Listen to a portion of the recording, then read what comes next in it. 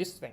Why this one is important? Okay, Lagrange mean value theorem. So what's that? You have a function, the domain is all the real number, and you have a codomain also all the real number.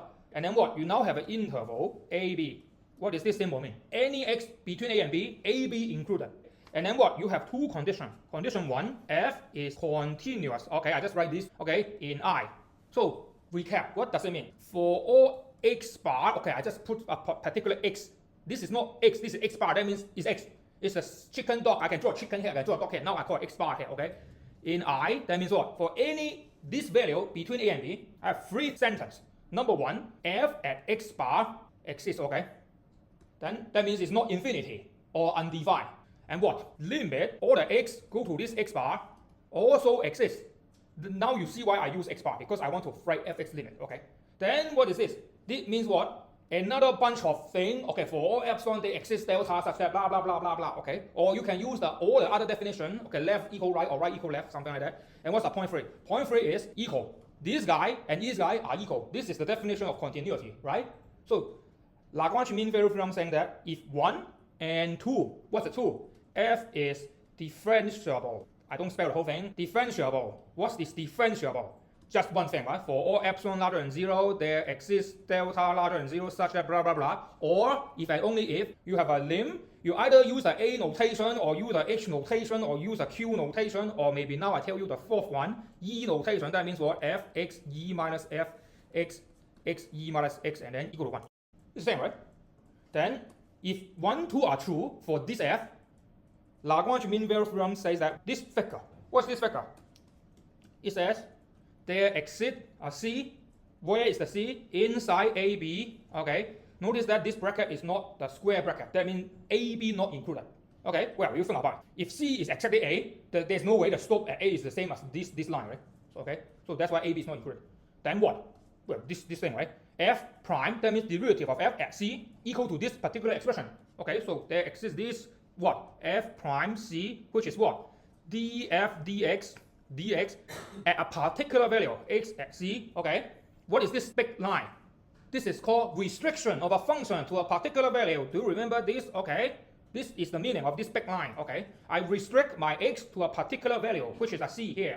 So this equal is the Lagrange MVT. It says E equal to fb minus fa divided b minus a.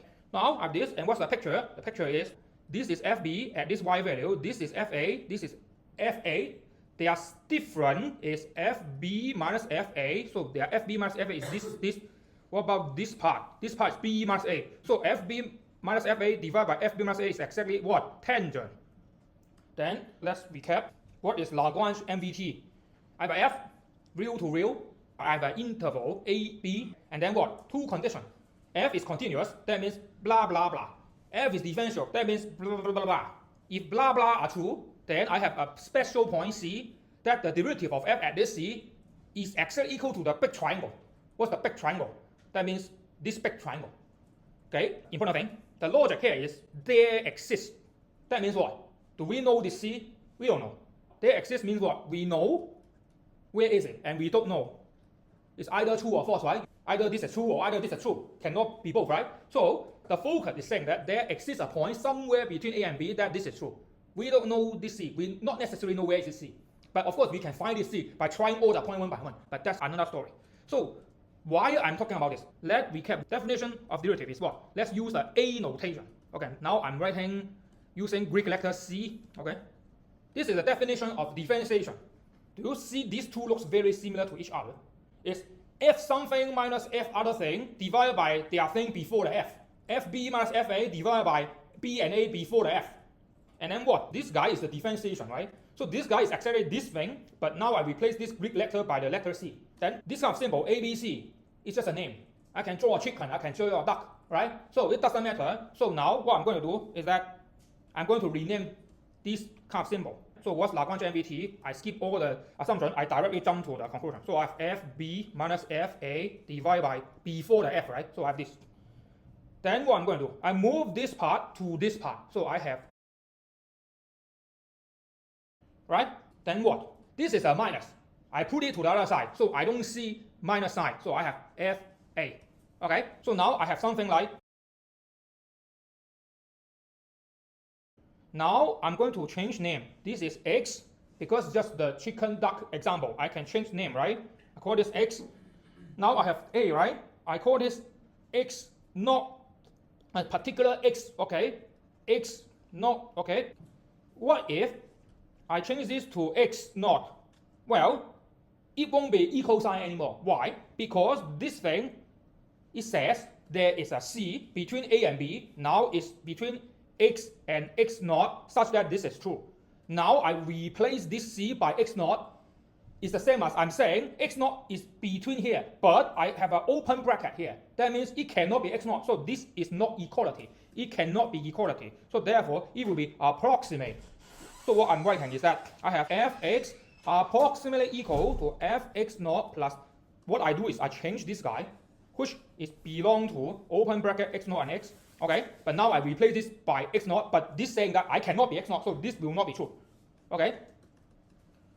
So now I have equality, but now here is inequality. We don't like to see inequality. We want to see equal. So I now say that, well, this is true. I make it back by what? There will be some error term. I call it Rx, okay? Which I don't know what does it look like. Doesn't matter. Our job is to find what does it look like. So it means what? From here to here, okay? From 1 to 2, what I'm doing is I'm saying 1 is like I have a P approximately equal to Q.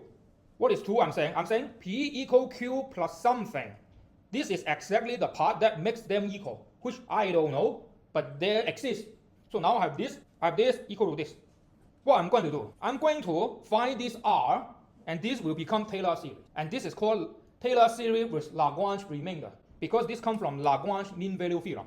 Okay, so now how do I proceed? I have this big chunk of thing, right? So what I'm going to do, find a way to write R in terms of this big chunk of thing. The way to do it is to take differentiation on x. dx, what I will get? This is fx, there is x inside, so I have f prime x. This have no x, so it's a constant. D constant is 0, I don't write it down. This is what? This is a number, I keep it. But what is this? This is x plus a constant. Constant in differentiation, go away. This is x, I do dx is 1, so I keep this guy here, or I don't write it, okay? Now I have this, what is this? dr dx, or I put r prime here. So now, magically, what I have is r prime x is what? F prime x minus f this, right? I just move this outside, so it become negative. Now is the third time you see something that have this structure.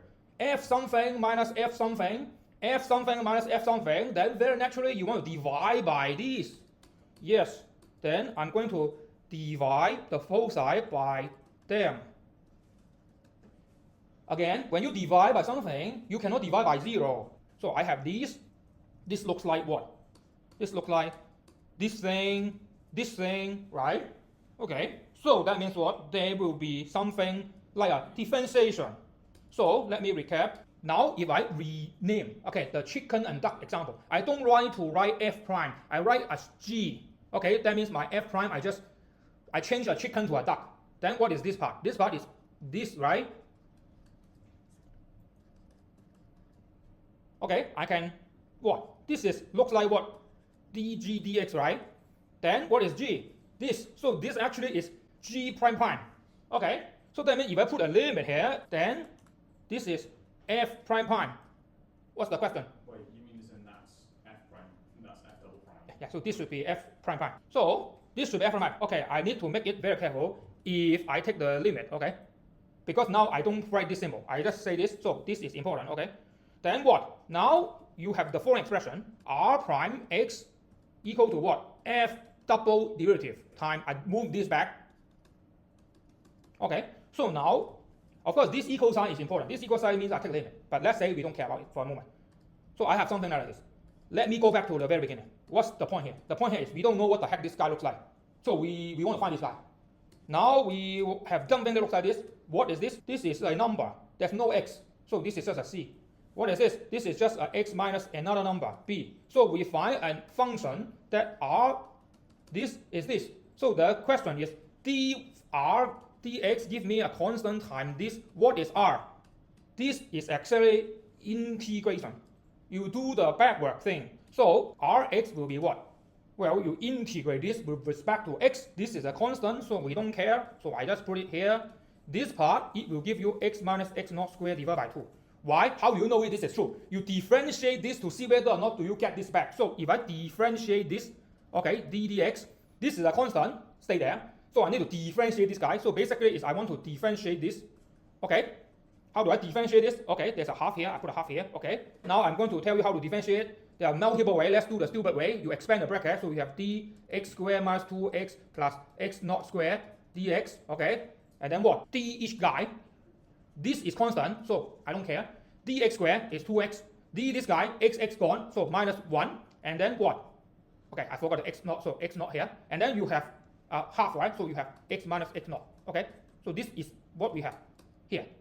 Or let me do it another way. So I want to d this guy.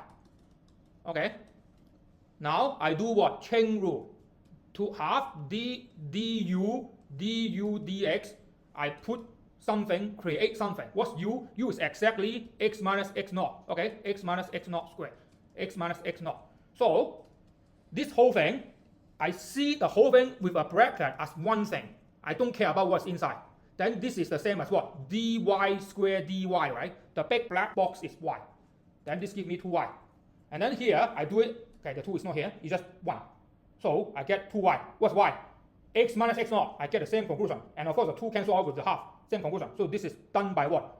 By chain rule. Okay, can I do it in the product rule? Yeah, you can. I have no time to talk about it. So now I get this thing. R is f prime prime, something like this. Okay, but I forgot a very important thing. Because this is indefinite integral, I should add a c here. Okay, therefore, what is this? This is f prime prime x naught divided by 2 x minus x naught power and then plus something else, okay? And actually it will be the Rx, another guy. So what I did is I have a fx, this is not approximation sign, this is now equal sign, equal to fx naught plus derivative of f at x naught times power 1 plus f differentiate 2 times divided by 2 power 2 square plus what will be the general form. So this is the idea. I have a fx. In this case, I use a h notation, not exactly the same notation, but the same. It will be what? It will be the f at a particular value. This is called a particular value. That means 0 order. And then what? I multiply this d1 time, and then d2 times power 2, d3 times power 3, d4 times power 4, and so on. So now let me go back why this is not proof. It's very important. This is not proof, okay? First of all, I didn't prove this R exists. I said there exists R such that I can change from here to here. Well, I need to prove that, right? I didn't prove that, number one. Number two, I didn't prove that this guy is differentiable. This guy can be absolute value, right? Then it's not differentiable. So I didn't prove that. Number three, I also didn't prove that this guy is integratable. I just bullshit saying that, oh, this guy can be integrated. Fourth part, I said this part is important. This is true if I take the limit, but I didn't take the limit. Okay, actually, the idea is, this one is easy to fix. I can say, if I didn't take a limit, it should be this, approximately equal. Then I can say, no, it doesn't matter. I said it's equal plus another R again, okay? Another R again. Then I can fix this issue. But this one is easy to fix, but R not differentiable, R not integratable, R exists or not exists, I didn't prove that. So therefore, this is not approved. What's the whole thing? The whole thing is, I have f at x. I now can do the following. Okay, now I don't write the x naught, I write fu, okay? Then I have what? I will have. Okay, so basically it's divide by 0 factorial, divide by 1 factorial, divide by 2 factorial, divide by, in the end I have power n, u, n factorial, and then what? I will have a bracket here. What's the bracket? All the bracket is x minus u. So this will be x minus u power 0. This will be x minus u power 1. This will be x minus u power 2. This will be x minus u power n. And you keep forever. This thing is called Taylor series with Lagrange remainder. Oh, so many words to spell. Okay. And now you should know how do you get from Lagrange MVT to here. This is not proof. Let me recap. This is not proof.